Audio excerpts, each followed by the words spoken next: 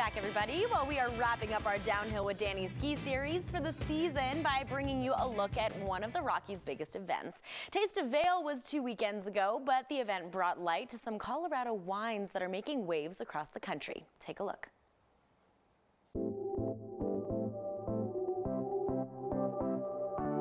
We've got seminars, we've got signature events. Taste of Vail 2023 went off this year without a hitch. At Taste of Vail, when we started, we really only had the 3 signature events. And about 4 or 5 years ago, we came up with the concept of having the debut of rosé, which actually really started the event. So that was really one of the first things that we started to change up because rosés were getting popular. Now that event has actually turned into one of our best-selling events. And it's nice because it gets people into town earlier in the week. Starting Wednesday evening, people flock to Vail to taste and enjoy wines from all across the country. But a big splash at this year's event, Colorado wineries. We're showcasing the Colorado Wine Association. They started coming to our event last year, and that was a sellout seminar. You were able to taste a lot of different varietals and what's really growing well in Colorado. And so what a lot of the wineries are starting to make better and better wines. So that's really been a fun one as well. Well, this is great for our wineries being here, you know, getting introduction to customers from Colorado, but also outside the state, outside the country that may not realize that there are really good wines made here locally in Colorado. One of those Colorado wineries came out in spades, touting some new awards and repping true Colorado wine from Palisade. Well, we're an up-and-coming brand. You know, we started actually in 2019. He's our grape grower, so we're 100% estate.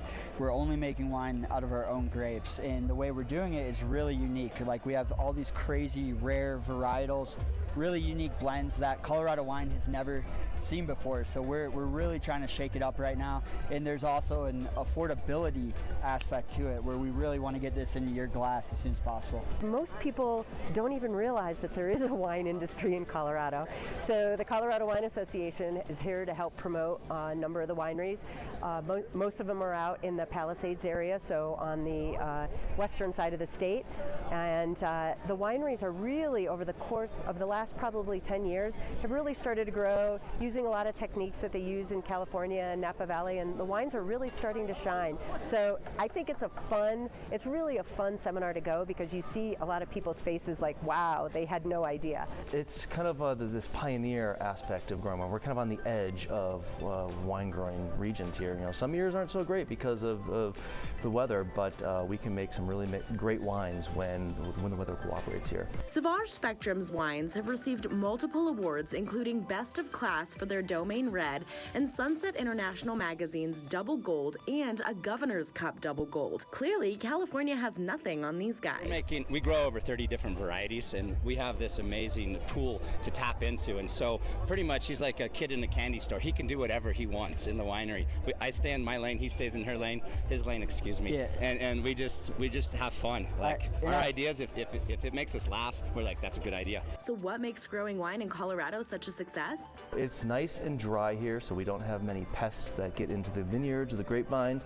It gets really warm during the day, which gets those grapes ripe, but it then gets really cold at night, and so it keeps that high acidity balanced with those ripe grapes. It's the same sun, and the snow melt here is going to feed the vines. It's going to go down to the river. Every single year we come here, we win over more people. They're really excited to try the Colorado wines and see what's new this year, and also try what they liked in the past as well, to see some of the consistency that we have going on. Our terroir is so different. We're high desert. We get a ton of solar intensity. We have winds.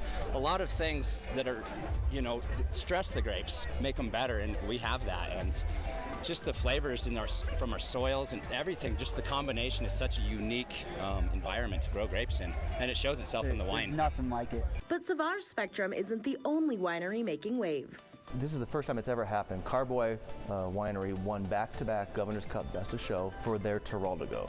So their 2020 and their 2019 Terral de Go back-to-back years. So that's an up-and-coming grape. You know, there's more and more producers making that little-known variety, but people really like it when they try it. So next time you reach for the Napa Valley wines at your local store, maybe think twice and look to buy local.